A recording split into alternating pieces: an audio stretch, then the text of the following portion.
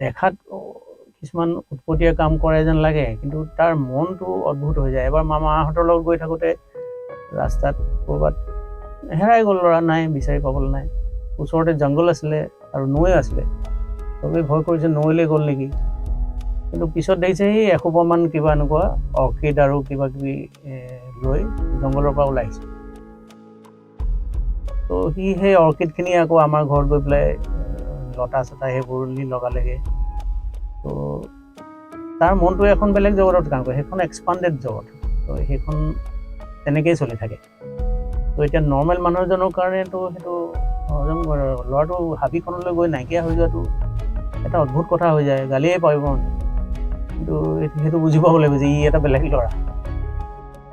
তেনেকুৱাতে সি বহুত কাণ্ড কৰে, কিন্তু দেখাত তেনেকুৱা কাণ্ড যেন লাগে।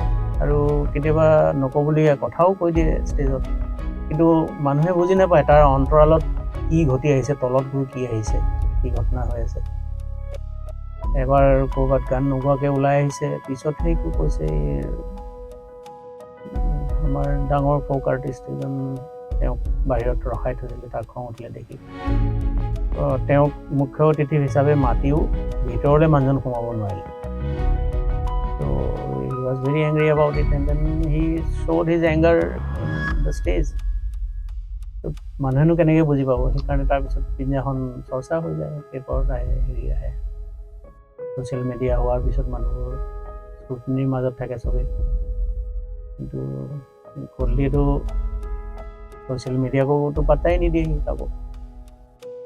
তো সেই বস্তুটো বেলেগ, সেইকাৰণে মানুহে এতিয়াহে লাহে লাহে বুজি পাইছে।